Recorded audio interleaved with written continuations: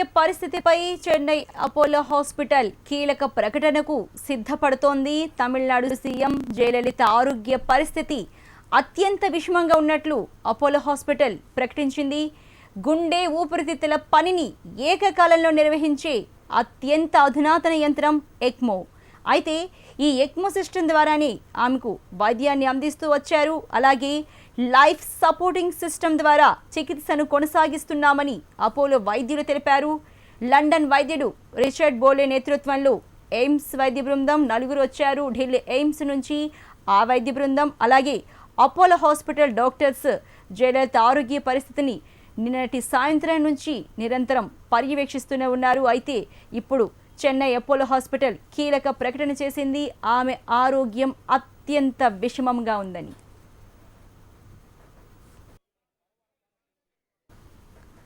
దీనికి సంబంధించి మరింత తాజా సమాచారాన్ని మా ప్రతినిధి మోహన్ అడిగి తెలుసుకుందాం. మోహన్, చెన్నై అపోలో హాస్పిటల్ ఏ రకమైన ప్రకటన చేసింది? మరి ఇందాక చూసుకుంటే తాజాగా ట్వీట్ చేశారు, జయలలిత ఆరోగ్య పరిస్థితి అత్యంత విషమంగా ఉంది, మేము ఎంతగా తీవ్ర ప్రయత్నాలు చేసినప్పటికీ అని. ఇప్పుడైతే ఏం చెప్తున్నారు? దాదాపు గంట క్రితం వరకు కూడా రకమైనటువంటి ఆశతో భరోసాతో అన్నా డిఎంకే కార్యకర్తలు జయలలిత అభిమానులు ఒక్కసారిగా నిరాశ చెప్పలేనంత ఆవేదనతో కన్నీటి పర్యంతం అవుతున్నారు. ఎక్కడ చూసినా మహిళలు, పురుషులు అందరూ కూడా కన్నీటి పర్యంతం అవుతూ తమ అమ్మకు ఏదో జరిగిందన్నటువంటి ఆవేదనకు లోనవుతున్నారు.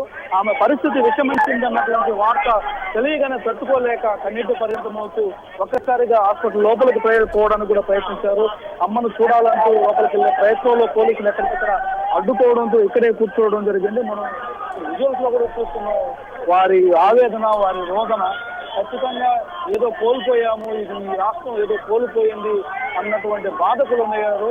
అంటే మధ్యాహ్నం హెల్త్ బులెటిన్ రిలీజ్ అయినప్పటి నుంచి కూడా కొంత మనస్తాపానికి లోనైనటువంటి ఈ అన్నాడీఎంకే కార్యకర్తలు కానీ, తమిళనాడులో ఉన్నటువంటి జయలలిత అభిమానులు కానీ అప్పటి నుంచి కొంత ఇబ్బందికరమైనటువంటి పరిస్థితిలో ఉన్నారు. సుమారు 3:30 ప్రాంతంలో అపోలో ప్రతాప్ రెడ్డి కూడా ఒక ట్వీట్ చేయడం జరిగింది. ఆసుపత్రిలో ఎంత ప్రయత్నం చేశాము, అయినా కానీ పరిస్థితి చాలా సీరియస్ గానే ఉంది, క్రిటికల్ గానే ఉంది, మెరుగుపరచడం లేదన్నటువంటి ట్వీట్ చేయడం, అది బయటికి రావడం. అప్పటికే ఇక్కడ అన్నాడీఎంకే సంబంధించినటువంటి ఎమ్మెల్యేలు ఒకరిద్దరు కంటతడి పెట్టుకుంటూ బయటకు వెళ్తున్నటువంటి పరిస్థితి కనిపించడం. సో ఇవన్నీ చూసినటువంటి స్థానికంగా ఉన్నటువంటి మహిళలు, అన్నాడీఎంకే కార్యకర్తలు వారి ఆవేదన చెప్పలేనంత రీతిలో వారు వ్యక్తం చేస్తున్నారు. కన్నీటి పర్యంతం అవుతూ ఏదో కోల్పోయామన్నంత ఆవేదనతో ఉన్నారు. 100 మంది మహిళలు ఇక్కడికి చేరుకోవడం జరిగింది. మధ్యాహ్నం నుంచి కూడా కొంతమంది వెళ్ళిపోయినప్పటికీ మిగిలిన వారందరూ కూడా ఇక్కడే ఉండి దాదాపుగా 75 రోజులుగా ప్రతిరోజు వచ్చి విజిట్ చేసే అంత అభిమానం, అంత ప్రేమ ఆమె మీద ఉన్నటువంటి కార్యకర్తలు వీరందరూ కూడా ఇక్కడ నిన్నటి నుంచి కూడా ఇక్కడే ఉన్నారు, రాత్రంతా కూడా ఇక్కడే ఉన్నారు. ఈ పరిస్థితిలో వారు ఎదురు చూసినటువంటి రిజల్ట్ కాకపోగా పరిస్థితి విషమించింది, చక్కదిద్దడానికి వీలుగానంత స్థితికి వెళ్ళింది అన్నటువంటి వార్త తెలియడంతో తట్టుకోలేకపోయినటువంటి పరిస్థితి అయితే కనిపిస్తోంది. ఎక్కడికక్కడ మహిళలు రోధిస్తూ రోడ్డు మీద పడుకుంటున్నటువంటి పరిస్థితి. ఏం చేయాలి ఈ రాష్ట్రంలో ఆవేదనకు లోనవుతున్నారు. తమకు ఏదో కోల్పోయాము, ఇంటికి వెళ్ళాలి అన్నటువంటి ఆవేదన వారు వ్యక్తం చేస్తున్నటువంటి పరిస్థితి. పురుషులు, మహిళలు, పిల్లలు అందరూ కూడా కన్నీటి పర్యంతం అవ్వడం బహుశా ఇక్కడే చూసినట్టుగా కూడా తెలుస్తుంది. ఎందుకంటే ఇంత అఫెక్షనేట్ లీడర్ గా జయలలిత ఎదగండి అనే దానికి ఒక ప్రత్యక్ష నిదర్శనంగా చూడవచ్చు. దాదాపుగా 74 రోజుల పాటు ఆసుపత్రిలో ఉన్నటువంటి ఆమెకి పూజలు చేసి, అనేక వ్రతాలు చేసి, హోమాలు చేసి ఆమె ఆరోగ్యం కుదుటపడాలి, తిరిగి ఆమె పురుషు తలైవిగా తిరిగి రావాలి అన్నటువంటి ఆకాంక్ష అనేక రకాలైనటువంటి కార్యక్రమాలు చేపట్టడం జరిగింది. అయితే ఆ కార్యక్రమాల్లో ఫలితం మెరుగుపడుతున్నటువంటి క్రమంలో, ఫలితం వస్తున్నటువంటి క్రమంలో తిరిగి ఆమె గుండెపోటుకు లోనవ్వడం, నిన్న సాయంత్రం నుంచి కూడా తీవ్రమైనటువంటి గుండెపోటుకు లోనై ఆమె చికిత్స పొందుతున్నటువంటి క్రమంలో ఈ రోజు ఆ పరిస్థితి కొంత క్రిటికల్ గా మారడం, ఉదయం నుంచి కూడా ఎన్ని రకాలైనటువంటి ప్రయత్నాలు చేసినా, ఎన్ని రకాలైనటువంటి టెక్నాలజీని ఉపయోగించిన ఆరోగ్యం మెరుగుపడకపోగా క్షీణిస్తూ ఉన్నటువంటి విషయం తెలుసుకున్నటువంటి అభిమానులు, కార్యకర్తలు తీవ్ర మనస్తాపానికి గురయ్యారు. ఏ స్థాయిలో అంటే వారి ఇంట్లో ఏదో మనిషికి ఏదో ఆపద వచ్చినంత తీవ్రమైనటువంటి మనస్తాపానికి లోనైనటువంటి పరిస్థితి. చూస్తున్నటువంటి వారు కూడా ఎవరు కూడా నిలువరించే ప్రయత్నం కూడా చేయలేనటువంటి పరిస్థితి. ఆ ప్రయత్నం చేసినా కూడా వారికి కూడా కన్నీరు కారేంత పరిస్థితికి వారు ఆవేదన వ్యక్తం చేస్తున్నారు. ఎన్నో రకాలైనటువంటి సేవలు అందించింది, తల్లిగా ఆదరించింది అన్నటువంటి అభిమానాన్ని వారు వ్యక్తం చేస్తున్నారు. ఈ క్రమంలోనే మోహన్, మీరు అన్నట్టుగా అక్కడ అభిమానుల ఆందోళన ఆక్రోషణ చూస్తూ ఉంటే మనకు అర్థమవుతోంది ఆమెను కేవలం ఒక రాజకీయ నాయకురాలుగా, కేవలం ఒక సీఎంగా కాదు, ఆమెను పురచితలవిగా, ఆమెను అమ్మగా, ఆమెను దేవతగా, అసలు ఇందాక మనం చూస్తూ వస్తున్న ఆదిశక్తి పరాశక్తి అంటూ వాళ్ళు అభిమానులు ఎంతగానో గుండెలు బాదుకుంటూ రోధిస్తున్న దృశ్యాలు మనం చూసాము. ఆమె అభిమానుల గుండెలు అంతగా దేవతల కొలువై ఉంది.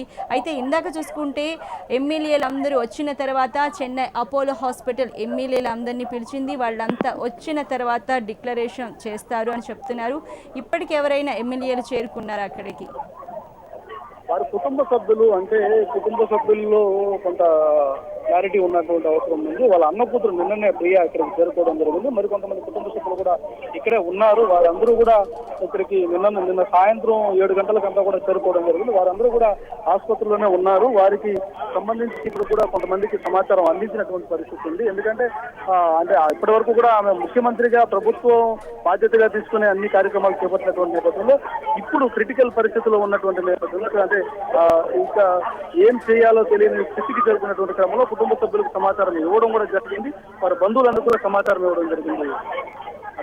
అయితే మోహన్, జయలలిత అవివాహిత అన్నది ప్రపంచానికి అందరికీ తెలిసిందే. ఆమెకు బంధువర్గం ఎలా మీరు చెప్తూ ఉన్నారు, ఆమె అన్న కూతురు వాళ్ళు వస్తున్నారని, ఆమె బంధువర్గం వివరాలు మీకు తెలిసిన వరకు చెప్పండి.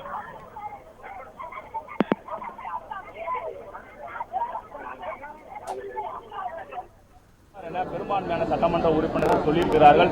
ஆனால் எடப்பாடி பழனிசாமி, தம்பிதுரை ஆகியோர் மற்றொரு தரப்பினர்கள் எதிர்ப்பு தெரிவித்ததன் காரணமாகவே ஒரு குழப்பமான ஒரு சூழ்நிலை ஏற்பட்டது. ஆனால் அதைத் தொடர்ந்து ஒரு ஒருமித்த கருத்தாக ஓ பன்னீர்செல்வம் அடுத்த தலைமை பொறுப்புக்கு நியமிக்கப்படலாம், அதற்கான ஒப்புதல் கையொப்பமும் இட்ட ஒரு கடிதமும் தயார் செய்யப்பட்டிருப்பதால் தான் நமக்கு தகவல்கள் கிடைக்கப்பட்டிருக்கிறது.